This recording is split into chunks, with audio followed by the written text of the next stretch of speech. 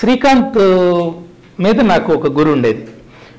నాయుడు గారు ఆయనకేంటంటే అంతకుముందు ప్రేమ ఖైదీ, Telugu Hindi 2 super hits. అయితే అక్కడ హరీష్ మీద కొంచెం ఫేవర్ చూపించేవారు ఆయన. కాదు సార్, అంతకుముందు ఏంటంటే బ్యాడ్ లక్ కొండపల్లి రత్తయ్య దానికి ముందే రిలీజ్ అయింది. నేను అప్పుడు నాయుడు గారిని కలిసి, సార్ నేను కొత్త, నాకు ఇంతకుముందు సక్సెస్ లేదు, మీరా మళ్ళీ హరీష్తో ఒక ఫెయిల్యూర్ ఉంది, ఇప్పుడు వెంటనే చేస్తే ఇబ్బంది అవుతుంది అంటే మరి ఎవరున్నారు అని అన్నారు. అంటే శ్రీకాంత్ అని ఇప్పుడు వస్తున్నాడు కదా సార్, ఎవరు అబ్బాయి గారిలో యాక్ట్ చేశాడు, ప్రెసిడెంట్ గారి పెళ్ళంలో చేశాడు అని అన్నాడు ఆయన.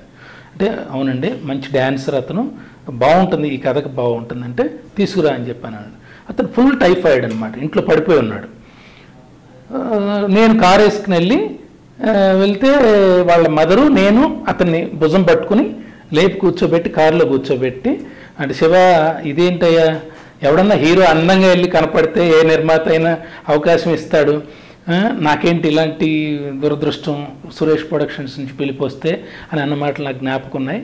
కానీ నేను ముందే చెప్పా నాయుడు గారితో, అతను కొంచెం ఆరోగ్యం బాగాలేదండి, జ్వరంతో ఉన్నాడు, మీరు అది మనసులో పెట్టుకోవద్దు దయచేసి అని. అంటే ఏమయ్యా నువ్వు ఇప్పుడు ఎందుకు వచ్చావు, అయినా నువ్వు కోలుకునేరా, బ్రహ్మాండంగా రా, నువ్వే హీరోవి అని చెప్పి ఒక మాట అన్నాడు. అది సంతోషం వేసి శ్రీకాంత్ వెంటనే రికవర్ అయ్యాడు.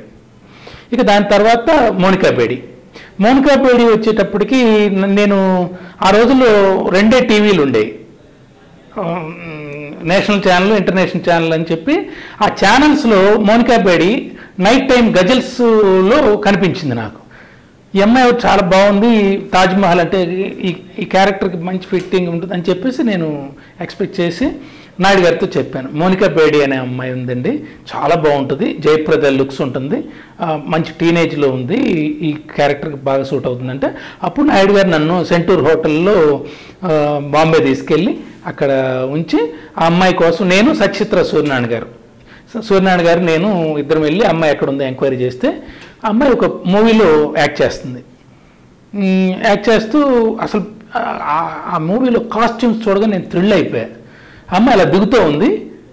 నేను చెప్పాను, ఇలా సురేష్ ప్రొడక్షన్స్ నుంచి వచ్చామండి, మంచి పిక్చర్స్ తీసిన సంస్థ అంటే మాకు తెలుసండి, అయితే మీకు పోర్ట్ఫోలియో ఫిల్మ్ అవుతుంది ఇది తాజ్మహల్లో చేస్తే, ఎందుకంటే వరల్డ్ వండర్స్లో 7 వండర్స్లో తాజ్మహల్ ఒకటి, దానికి హీరోయిన్ అంటే నాకు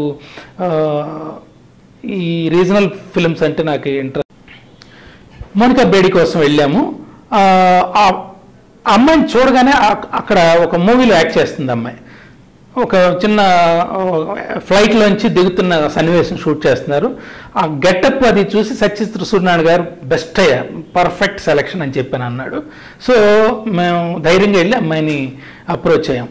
చేస్తే అమ్మాయి ఏముందంటే రీజనల్ ఫిలిమ్స్లో నేను యాక్ట్ చేయను అంది. కాదమ్మా, ఇది సురేష్ ప్రొడక్షన్స్ సంస్థ, ఇది రామానాయుడు గారు అంటే అసలు ఎనీ యాక్ట్రెస్ ఎంత బిగ్ బ్రేక్స్, ప్రేమనగర్ లాంటి మూవీస్ అవి చేశారంటే నాకు తెలుసు సార్, కానీ ఇప్పుడున్న నా షెడ్యూల్స్లో ఇప్పుడు కుదరదంటే, మీరు ఎప్పుడు కుదురుతుందంటే 3 months తర్వాత ఇస్తానని చెప్పి అంది. ఒక మీన్వైల్ మనం చెప్పింది ఏంటంటే మంచి పోర్ట్ఫోలియో ఫిల్మ్, తాజ్మహల్ మీద సినిమా, అందులో హీరోయిన్ అంటే మీకు ఎంత గుర్తింపు వస్తుంది అని బాగా మాట్లాడటం జరిగింది. సో అమ్మాయి యాక్సెప్ట్ చేసింది. ఇక తాజ్మహల్కి హీరోయిన్ సెట్ అయిపోయింది. అప్పటికే సంఘవి నాయుడు గారితో అటు చెన్నై నుంచి టచ్లోకి వచ్చింది. ఆ అమ్మాయిని కూడా చూసాము. అమ్మాయి సెకండ్ హీరోయిన్ అయితే బాగుంటుందని చెప్పి సంఘం ఫిక్స్ చేసుకున్నాం. ఇక విలన్ క్యారెక్టర్ వచ్చి గుల్షన్ గ్రోవర్కి అడ్వాన్స్ ఇచ్చాం. గుల్షన్ గ్రోవర్కి అడ్వాన్స్ ఇచ్చిన తర్వాత 1 lakh అడ్వాన్స్ ఇచ్చిన తర్వాత, ఎందుకంటే అప్పుడు మోనికా బేడి దగ్గరికి వెళ్ళినప్పుడే అడ్వాన్స్ కూడా ఇవ్వటం జరిగింది. నేను ఎందుకు సురేష్ ప్రొడక్షన్స్లో పైకి అలా థియేటర్ నుంచి పైకి వెళ్తుంటే సడన్గా శ్రీహరి కనిపించాడు. శ్రీహరి స్లీవ్లెస్లో చాలా అందంగా ఫిజిక్ పర్ఫెక్ట్గా ఉండి కనిపించాడు. రే బాగున్నాడే అని చెప్పి మనసులో అనుకున్నా. కానీ నాకు చెప్పాలంటే భయం, ఎందుకంటే మనం అడ్వాన్స్ ఇచ్చున్నాం హిందీ అతనికి. అయితే శ్రీహరి అన్నాడు, సార్ ఈ తాజ్మహల్లో మంచి, నాకు హిందీ కూడా బాగా వచ్చండి అన్నాడు. నువ్వు చూడగానే నాకు నచ్చావు శ్రీహరి, ఒక్కసారి నాయుడు గారి దగ్గరికి వెళ్ళి శివ ఇట్లా అన్నాడు కానీ నేను చెప్పలేను, నాయుడు గారితో అడ్వాన్స్ ఇచ్చున్నారంటే, నేను వెళ్ళి కాళ్ళ మీద పడి నేను పట్టుకుంటాను సార్ అని చెప్పేసి వెళ్ళి పాదాభివందనం చేసి సార్ ఇందులో మంచి విలన్ క్యారెక్టర్ ఉందంట, అది అంటే శివ ఉన్నాడు కదా, గుల్షన్ గ్రోవర్ అని పెట్టుకున్నాం మేము. ఇప్పుడే చూశారండి డైరెక్టర్ గారు, నువ్వైతే బాగుంటుంది కానీ నేను చెప్పలేను నాయుడు గారితో అంటే, డైరెక్టర్కి ఇష్టమైంది నేను కాదన్న కదా, సినిమా బాగుండాలి మనకి అందరికి కావాల్సింది, అందులో నువ్వు ఇక్కడ ఉన్నాడువి హైదరాబాద్ వాడు అయితే నాకేంటి అభ్యంతరం, ఓకే నా సైడ్ ఓకే, నువ్వు శివ చెప్పు అని చెప్పాను. సో నేను అప్పుడే సడన్గా రావటం, శ్రీహరి ఇష్టపడ్డామంట కదా, చేసేసుకు బాగున్నాడు కుర్రాడు అని చెప్పి అన్నాడు. సో అతన్ని నేను మేబజ్ షోరూమ్కి తీసుకెళ్ళి గెటప్ అంతా తీసేసి కాంటాక్ట్ లెన్స్ పెట్టి స్టిల్స్ తీయించాం ఆ పిక్చర్కి. ఆ సినిమాలో అతనికి నంది అవార్డు వచ్చింది.